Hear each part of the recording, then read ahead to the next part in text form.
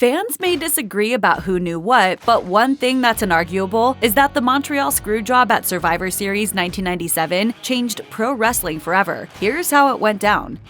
Long before the Montreal Screwjob ushered in what became the Attitude Era, Bret Hart and Shawn Michaels were the biggest stars of the then WWF's new generation. The early to mid-1990s saw the company pivot hard away from aging superstars who had left the company for the perceived greener pastures of WCW, replacing Hulk Hogan, Randy Savage, and so on with new top talents, with Hart and Michaels leading the way. They were never best friends, but Hart and Michaels got along just fine for years, including when they were concurrently the reigning WWF and Intercontinental Champions. Hart is older than Michaels by just over 8 years, and the two men had similar paths to single stardom, starting off in tag teams before outshining their partners. They faced off in a championship match at Survivor Series 1992, in which Hart successfully defended his WWF title, while Michaels' Intercontinental title was not on the line. In 1993, things would start to change, as would Michaels, according to most accounts, including his own. Along with Scott Hall, Kevin Nash, and Triple H, he formed The Clique, a group known for backstage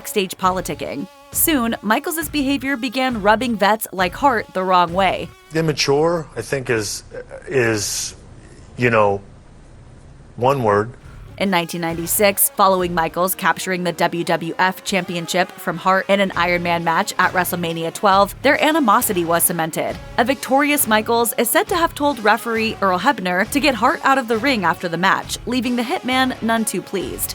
The relationship between Bret Hart and Vince McMahon began in 1984, when, amid his efforts to take over the North American wrestling landscape, McMahon purchased Bret's father, Stu Hart's Stampede Wrestling, for a reported $750,000. With the sale came the contracts of Bret, Dynamite Kid, and Davey Boy Smith. Hart would later state on his Confessions of the Hitman podcast that McMahon never actually paid the agreed-upon purchase price, and the Hart family never brought it up out of fear that it might negatively affect Bret's burgeoning career. Over the years, as Hart's star continued to rise and the company saw more and more success, his relationship with McMahon grew stronger. Hart would often describe it as fatherly. Even during times of uncertainty, like when Bret's contract was nearing its end, things remained cordial. On screen, of course, Hart's exit from WWE became the catalyst for the Mr. McMahon character that launched the Attitude Era, and things quite understandably soured for some time following his departure. There are plenty of reasons for Hart to continue to hold a grudge against McMahon. The Montreal incident, Owen Hart's tragic death, lawsuits, and lots of other strife.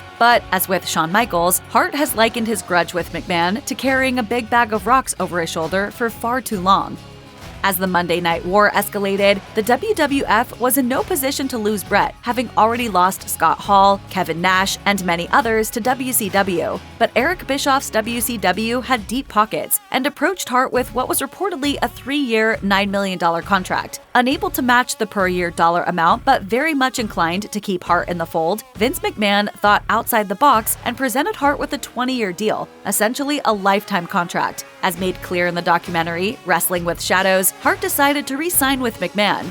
I don't want to talk money. I'll stay for the deal that we have. I just want you to make some kind of a commitment to me. Bret's rivalries with Michaels and Stone Cold Steve Austin were the driving forces behind WWF programming for much of the following year. An injured Michaels relinquished the championship, which Hart would regain, though only briefly. Hart started portraying a heel, at least in the United States, extolling the virtues of Canada in promos. He recaptured the WWE Championship once more by defeating The Undertaker after Michaels, as guest referee, inadvertently hit the champion with a chair and begrudgingly had to count the pinfall. Heading into 1997, with Hart once again as champion, things began to change for McMahon, the WWF, and Hart himself.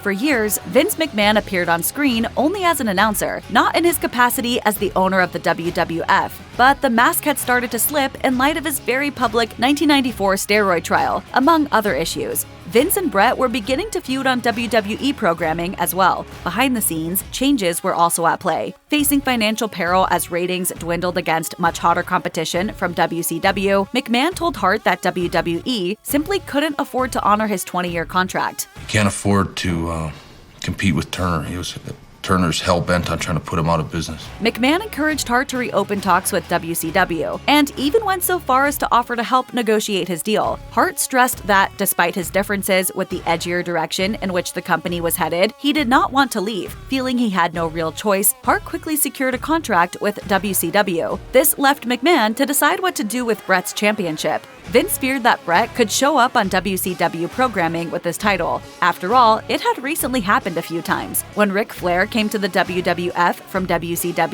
in 1991, he brought his title, calling it the Real World Championship. And Medusa appeared on WCW Nitro in 1995 with the WWF Women's Championship, famously dropping it in a trash can. Hart said he was willing to drop the title to anyone other than Shawn Michaels, since the latter had apparently told him he wouldn't do the same for him. He also didn't want to lose the title in his home country of Canada. Unable to come up with a clear-cut transition to satisfy both parties, McMahon and company would once again have to do some outside-the-box thinking. All parties involved agreed that the WWF Championship match between Bret Hart and Shawn Michaels at Survivor Series 1997 in Montreal would result in a double disqualification. At least, that was Hart's understanding of things. Behind Bret's back, Vince was making other plans to take the title off of his champion. Michaels initially said that he wanted nothing to do with it, but ultimately agreed. Also in on the finish was referee Earl Hebner, allegedly informed of what was to go down just before the match began. Longtime McMahon associate Gerald Briscoe and Triple H, some added muscle just in case things got extra nasty. After a grueling match, Michaels put Hart in his own trademark sharpshooter submission hold. Just seconds into Michaels applying the hold, Hebner began flailing his arms frantically, hastily calling for the bell before a swift exit from the ring. A flabbergasted Hart, as the move broke down and the bell rang, reached for Michaels' leg to continue the match, but pulled back, realizing what had happened. An enraged Hart leaned on the ropes, staring at McMahon, now at ringside, before spitting right into the owner's face. Hart would then trash the announce table and take out his frustrations around the ring, before re-entering and pantomiming the letters WCW directly into the hard camera. McMahon had done what he felt he needed to do, but there would be a price to pay. McMahon headed backstage, knowing that he had no choice but to face Hart and admit to being the mastermind behind what would become known as the Montreal Screwjob. At first, McMahon retreated to his office and locked the door, while Hart questioned Michaels about his involvement in what went down. Michaels denied being aware of the plans, telling Hart, My hands are clean of this one, I swear to God. The Undertaker, who had watched the match from McMahon's office, told Hart that he couldn't believe what he had just seen, before returning to demand that McMahon apologize to Hart and address the situation directly. McMahon did talk to Hart, explaining why he thought he needed to do what he did. Hart scoffed and warned McMahon to leave now or else he was going to knock him out. McMahon didn't leave, and Hart made good on his promise, leveling McMahon with an uppercut. Several other wrestlers were incensed by the events, threatening to boycott Raw the next night or leave the company entirely. All were encouraged to fulfill their contractual obligations, though, lest they ruin their own careers. Mick Foley skipped the next episode of Raw, but ultimately returned. Hart allies Jim Neidhart, Davey Boy Smith, and Rick Rude would all eventually leave for WCW over the next few months. The night after Survivor Series, Vince McMahon appeared in a one-on-one interview with Jim Ross on Raw. In a kayfabe-breaking manner, he cited the time-honored tradition of going out on one's back and transitioning a title before leaving the company. He denied accusations of screwing Bret Hart, asserting that Bret screwed Bret on account of his unwillingness to drop the title to Michaels. The conversation transitioned to the financial reasons behind McMahon rescinding the previously agreed-upon 20-year contract. McMahon stated that the least he could do for Bret was to let him go make the money he would make from WCW. Meanwhile, McMahon could refocus on what was best for WWE. McMahon, with an obvious black eye, expressed his disappointment in Hart hitting him, saying he received a concussion from it. He also said he allowed Bret to strike him. McMahon said he had considered legal action over the punch, but that he wasn't currently pursuing it, and would depend on Bret as to whether or not he'd consider it in the future.